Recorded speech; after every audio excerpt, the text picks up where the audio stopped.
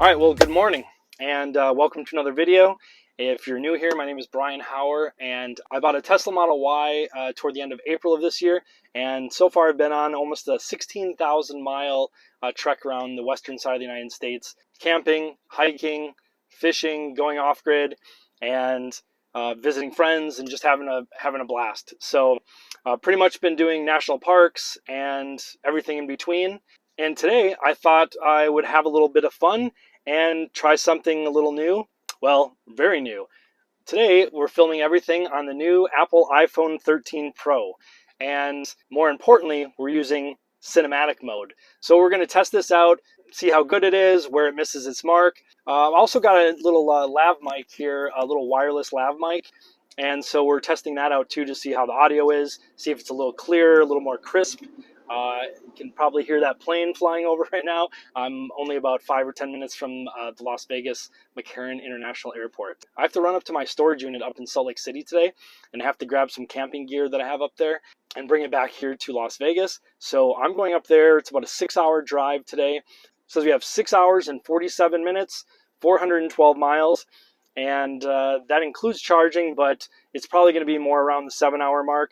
I'm actually staying up there tonight and then coming back really early tomorrow morning. I'm grabbing the stuff at like 6 or 7 a.m. tomorrow morning and then coming back. So I figured today would be a really fun, quick little trip that I could film on the iPhone 13 Pro with the cinematic mode and see how good it is or where it misses its mark. I've had most of the iPhones all the way back to the first iPhone. In fact, I waited in line here at Fashion Show Mall in Las Vegas back in 2007 to get the first iPhone ever.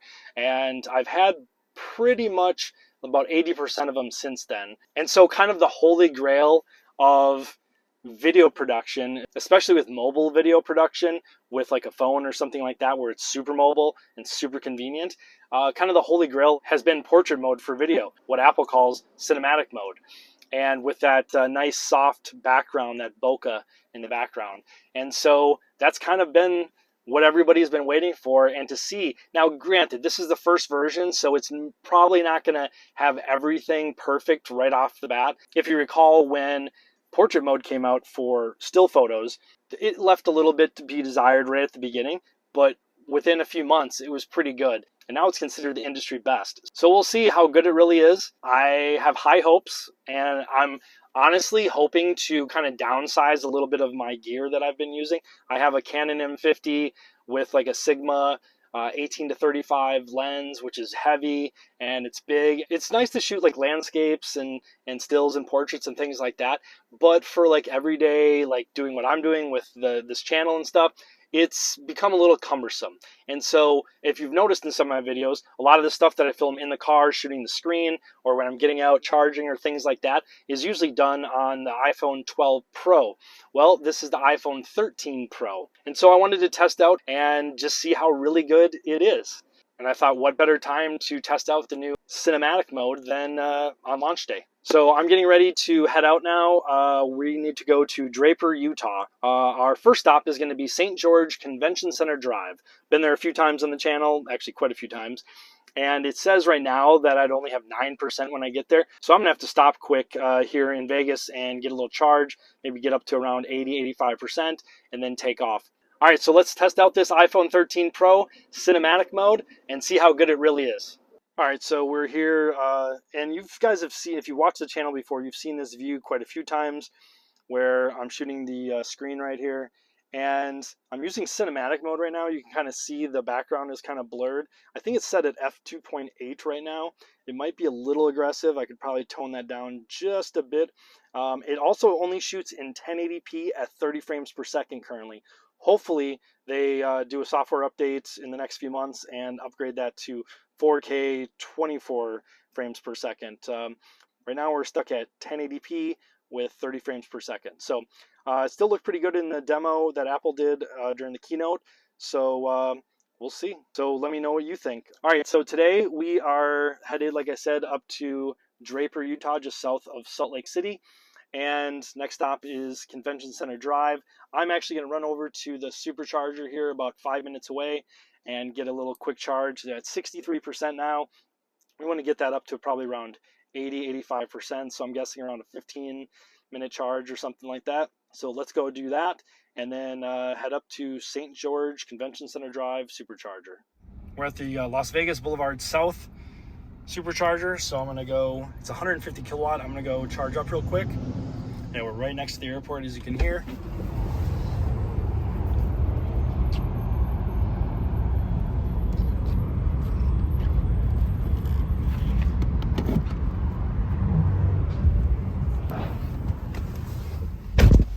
Yeah, not getting that much, about 64 kilowatts coming in, and at 62% right now. All right, so it says 40 minutes for a full charge. We're obviously not gonna wait that long.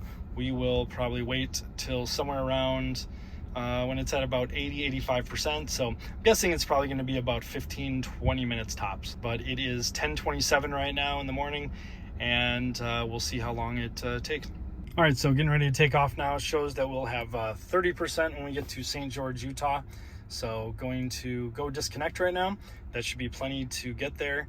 And then that's 150 kilowatt when we get there too. All right, let's go disconnect.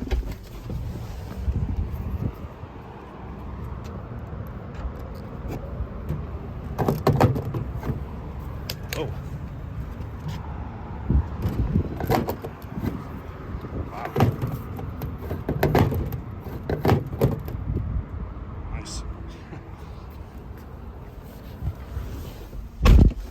Let's get going to Salt Lake City.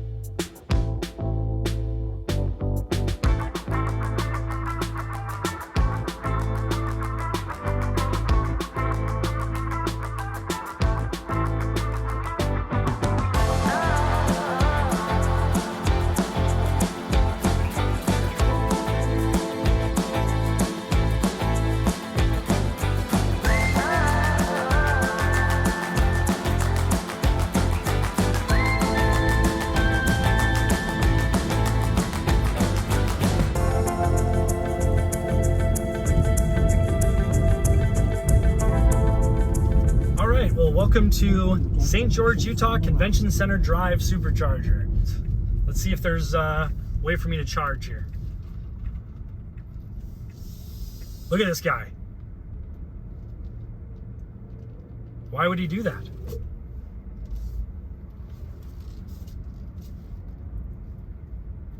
Why are you parking there to block people? Dude.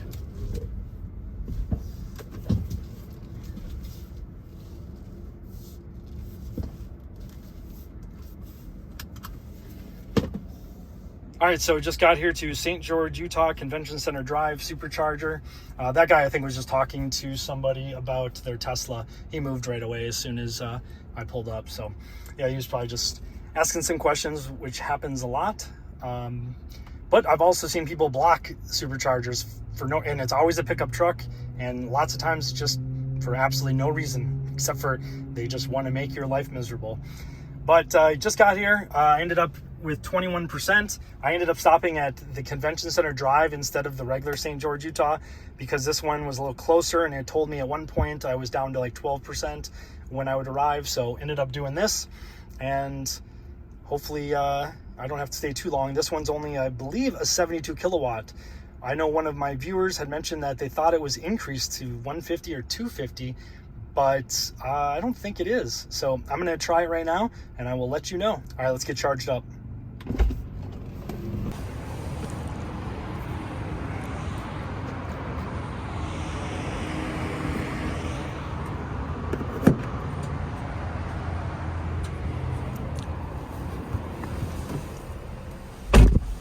Yeah, it's showing 66 kilowatts. Definitely, this is a 74 kilowatt supercharger. It has not been upgraded. I didn't think it had been. When I checked it online for some reason for a short period of time, it did show that it was like 150 or something, but it's not. And especially if I have 22% right now and it's only taking 65 in. Yeah, this is a 74 kilowatt supercharger. And the other one here in St. George is 150. That one's always been 150 as long as I've been going there for the last few months. But let's take a look at the map. Let's put in Draper, Utah, because that's where we're going. All right, so we're right here in St. George, Utah. We're gonna go up here and go to right up here, which is Draper, which is just south of Salt Lake City. It's one of the suburbs south of it.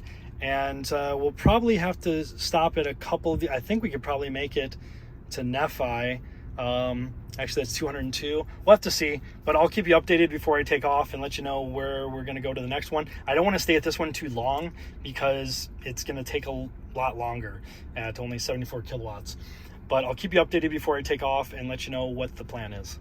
All right, so just got here to the St. George Convention Center Drive supercharger, and looks like we have about 255 miles left to get to Draper, Utah. There'll probably be one stop in between on the way, and I'll let you guys know as soon as I figure that out here in a second. As far as the iPhone 13 Pro that I've been using, so far I've been loving it. I haven't really put it through its paces quite yet, but everything you've seen so far in this video is all shot on iPhone 13 Pro. Some of the stuff at the beginning, like the opening when I was talking in the car, that was shot using the front-facing camera, and that's shot in cinematic mode in 1080p at 30 frames per second. I know we wish it was 24. A lot of the road stuff that you've seen, you know, usually I would use my Osmo Pocket for that, my DJI Osmo Pocket, but I wanted to use, again, only iPhone 13 Pro for this video. And so everything you've been seeing forward, I think pretty much everything. At first, I forgot to change it back over to 4K 30 frames per second to get the screen and the road. At first, I was filming 4K 24 frames per second. It's not cinematic mode, but I wanted it to be crystal clear when you guys see the screen and everything like that. And so I switched it over right after I charged in Las Vegas. So everything since then, you've either been seeing the road, which is 4K 30 frames per second, or like right now, you're seeing front-facing camera, 1080p cinematic mode. I didn't want to mix 24 frames per second and 30, so I switched the 4K to 30 frames per second, and so it'll just be 30 the whole time, unless I do some slow motion. But if I did that, it would be 120 frames per second at 1080p. But so far it's looking great. Right now, the audio you're getting is directly from the iPhone. So I'm gonna switch over in a second and go over to the lapel mic that I've gotten, and it's a wireless lapel mic, just plugs into the lightning port, one side of it, and then the other side is just, you know, on your shirt or something. So I wanted to see how that sounds as well. I did use it in the opening scene, and let's try it again right now. All right, so now everything you're hearing is from the lapel mic right here. And so tell me how the sound is. Is it a little bit clearer, a little less tinny? So just let me know what it sounds like in the comments below. That last clip was me just with the regular iPhone, and this is with me using the brand new iPhone 13 Pro plus the wireless lapel mic. So testing 1, 2, 3, testing 1, 2, 3. Let me know in the comments how it sounds. One other thing I wanted to touch on is the face tracking right now. It's really good. I'm using the front-facing camera, the one that you'd use for like FaceTime, and active track like right on my face is phenomenal. Like if I move around like this, it's just like right on me no matter what, and yet it's in cinematic mode, so it's kind of blurring like the edge right here of the Tesla screen and a little bit right here, but yet giving a nice little bokeh on the trees in the background. So it looks pretty good. Typically, where something like this, where software is doing the bokeh in the back, typically where it kind of falls apart is like right around the hair. It'll be a little hard here because you're seeing like a dark top right here, but usually it's like right on the fringe of like the edges of the hair. That's where you tend to see like where it looks a little fuzzy or almost like a little halo effect around people's hair, especially women's hair when it's kind of like frizzy. But so far from what I can see right now in the viewfinder in the phone, it looks great. So yeah, I probably got about another 30 minutes or so here. We'll try to see where we can go on to the next one to get away from this slow supercharger as soon as possible. I'll take a look at that as soon as I'm done filming here. But really the plan is to charge up, so we only need to stop one more time on the way to Draper. And then I'm going to stay overnight there and then wake up super early, probably around 5:30, 6 a.m. Go grab the camping gear that I need, and then I'm heading back to Vegas. All right, so this is something I do like to see. They need to put that, your car will be towed. They haven't put that at any other places. Tesla hasn't worked out any issue or any agreements with governments to make it an actual, crime or an actual, fine or a tow. So hopefully they will do that soon. All right, so got back to the car, had to put the Evan X windshield cover up because it is just too hot out there. It's only 90 out, but right in the dead sun with no clouds, it's pretty hot right now. You can see if we went to Cedar City right here, we'd have 33% when we got there, but that's also another slow one. We want to get to Beaver, Utah, which is 250 kilowatt, and so that's up here. That's the big one I've been to like a dozen times. So we want to definitely get up there because that should be the only one between here and Salt Lake City. Might have to stop for like 10 minutes as we get into the Salt Lake City area right before it. But right now it shows Beaver, Utah would be 24%.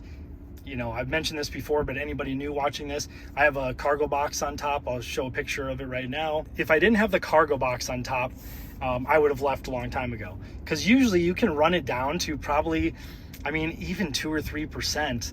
You can, as long as there's 2 or 3% when it says you'll get there, you're probably pretty good. Unless you're really going to go through some mountains or something like that, then you might want to have a little extra.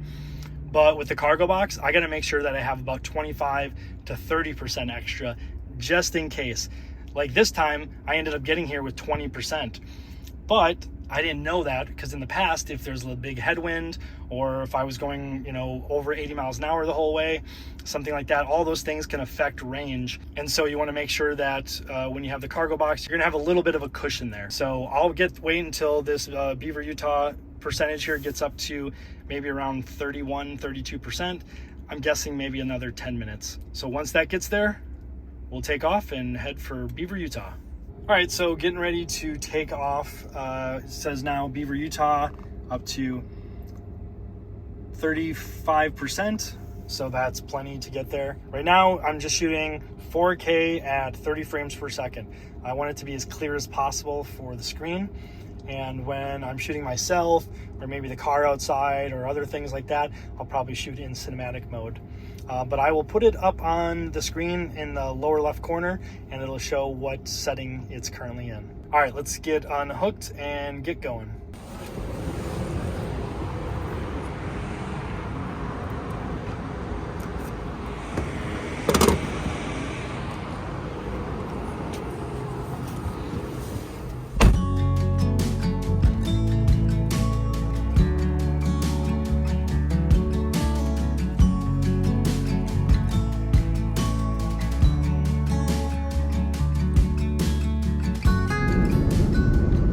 Exit 109 on the right.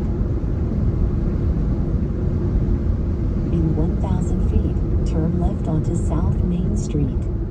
All right, just getting to the Beaver, Utah supercharger.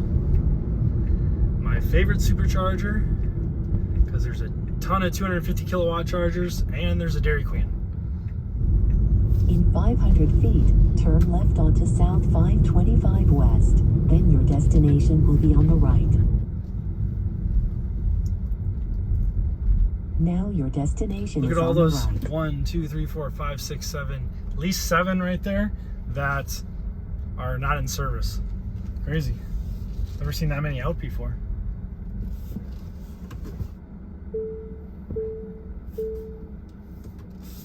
All right, 250 kilowatts. Let's get charged up.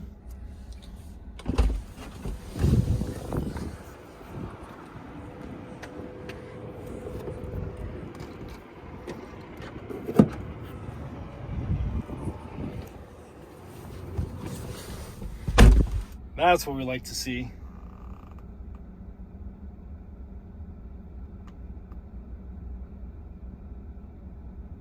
We have currently 30% when we got here. I could have left the last place a lot earlier. But I was just trying to make sure that I had a little over 30%. And funny enough, even with the cargo box, it was pretty true. I think it was like 32 or something like that, 31, 32, and got here with 30. All right, so let's put in where we need to go to. We need to go to Draper, Utah. So I'm gonna actually just bring up the map here.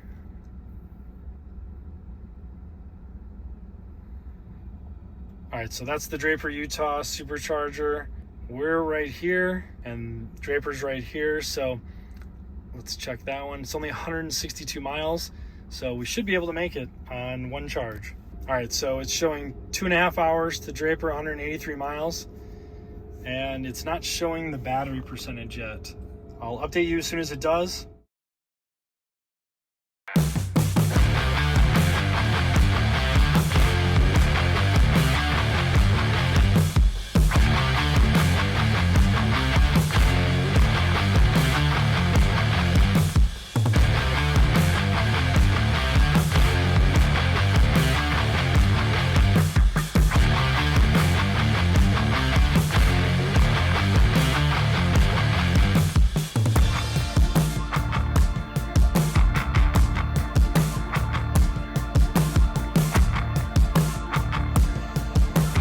All right, so doing another cinematic mode test. I just want to see kind of like what the bokeh looks like, you know, along the edges here, the sides. So I'm gonna tap on the Tesla sign here.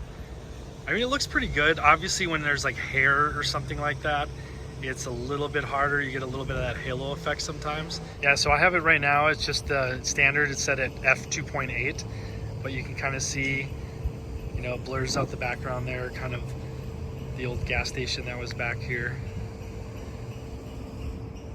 The grass. It looks pretty good though. What do you guys think? All right, so just want to do test cinematic mode on the face too. You can kind of see maybe like around the hair and stuff like that, how that looks. You can kind of see right now the other superchargers behind me. They have a nice little bokeh to it, almost maybe a little bit too much. Let me dial down the bokeh a little bit. Like I said, it's at f2.8 right now. Let me try a little bit less. All right, so how does that look? That's f7.1 actually. So that actually looks pretty good, I think. It's not as extreme as it was just a second ago, but looks pretty good. And I apologize for the noise. I do have the mic on right now because there's a car wash right across from the superchargers here, and somebody just fired it up. So, but yeah, I think it actually works out pretty good. And I don't know, let me know how you think the bokeh looks. Does it actually look good, or does it look a little too fake? All right, let me know in the comments below.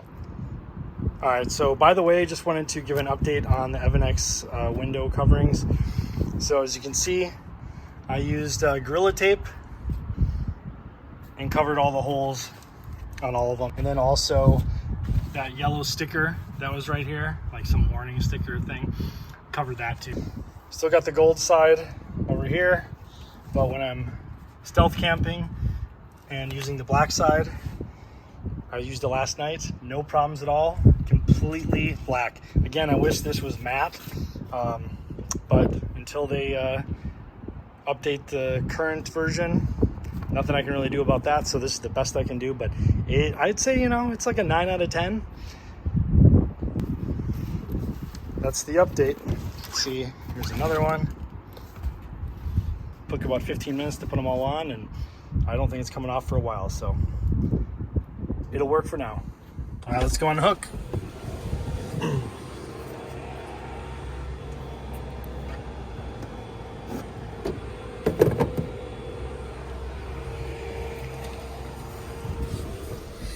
All right, so I decided to actually just go to Nephi. I could leave now, didn't have to wait any longer, and I was already up to 88%, which probably would have been a bit of a struggle because I would have had to wait another 20 minutes or so to get all the way up to 100%, and that's what I would have needed to make it all the way. If we get close and there's still plenty of range, I might just continue to go on, but otherwise, Nephi is literally like 15-20 seconds right off the interstate, so not a big deal. As far as charging, all right, so the charging, I looked it up on the Tesla app, shows $13.50 for this one. St. George was $18.55. So $18.55 and $13.50 so far. All right, I got 88%. I'll see you either in Nephi, Utah, or if we can stretch a little bit farther, Draper, the final destination.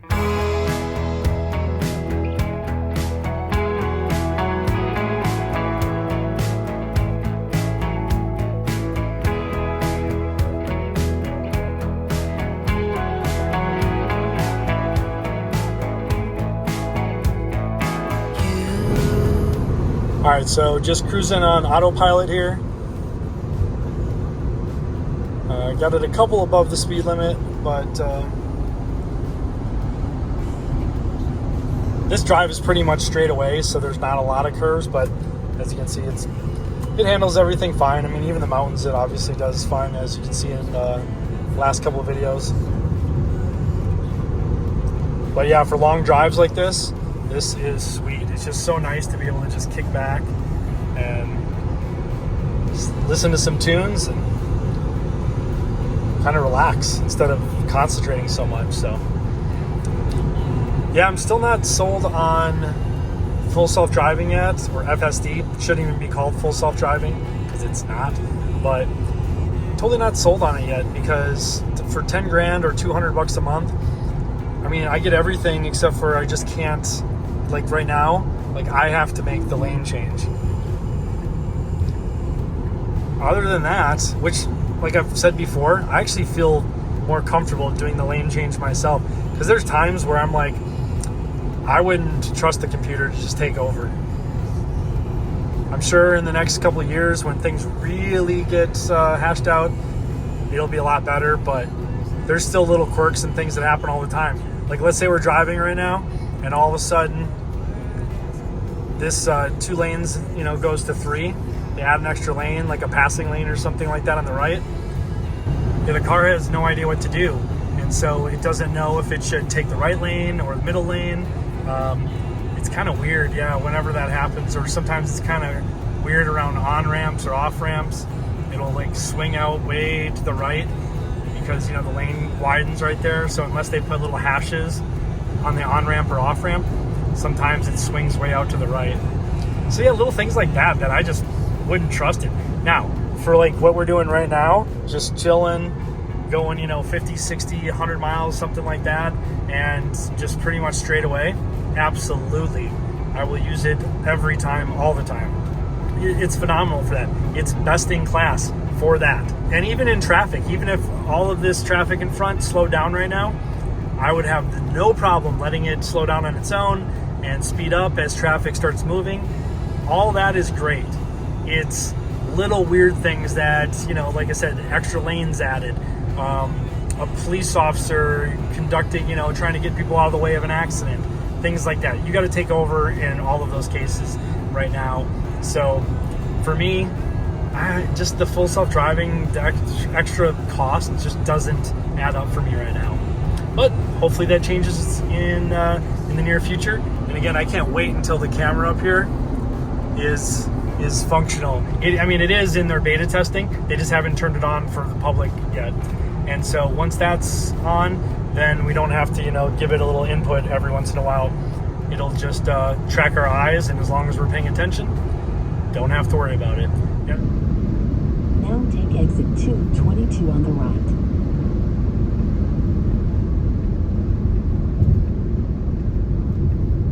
In 1,000 feet, turn right to take the ramp. Now turn right to take the ramp.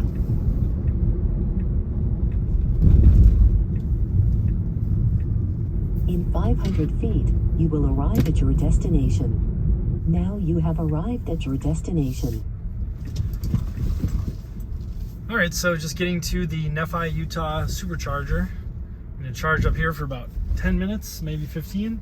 I'm going to go grab some food over at Burger King there, and then we're on our way and almost there.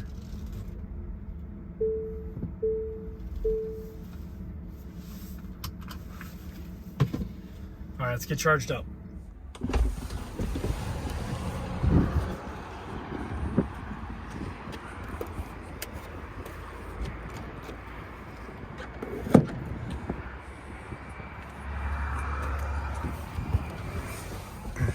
All right, getting charging going here.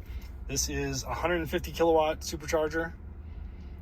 We do not need too much. All right, so going to Draper, it's only 59 miles.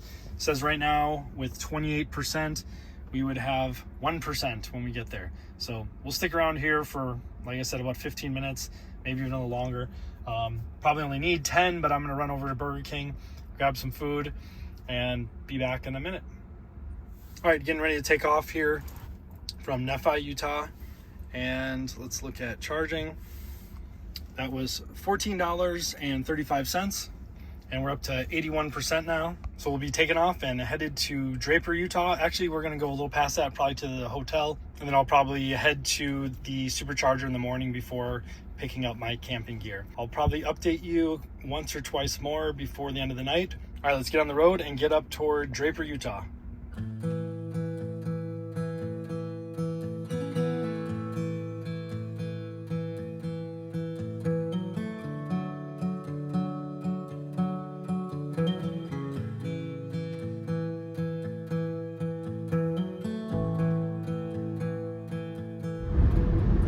Now take exit 291 on the right.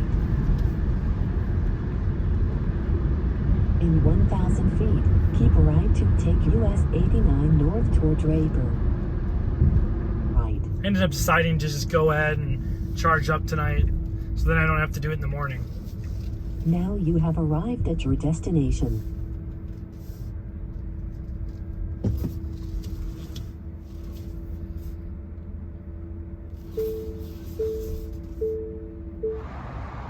All right, let's check low light at night.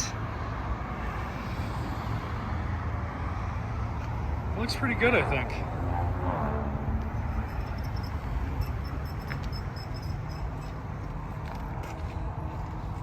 Not bad. All right, so just got here to the Draper, Utah supercharger, and so I have 73% now. So one of the things I did want to test with the iPhone 13 Pro is low light, specifically with the cinematic mode. So that's currently what you're seeing right now, and it actually looks pretty good. I do have the two small little LED lights up here on. Let's turn those off. It's still actually pretty good. I mean, I do have, like, you know, some parking lot lights out here, but overall it's way better than the 12, that's for sure.